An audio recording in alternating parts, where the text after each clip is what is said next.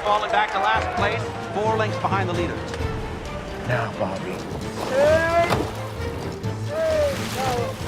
What's he doing? It has to be now. Come on, boys. Wait for it. Wait for it.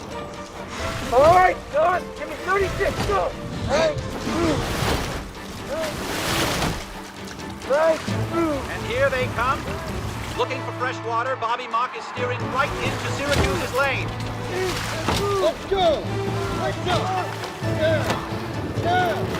Get off us! Arizona has Syracuse. What the hell is that? Washington is passing Syracuse, and with a mile and a half behind them, teams are falling away, but no one is gaining on California and Navy.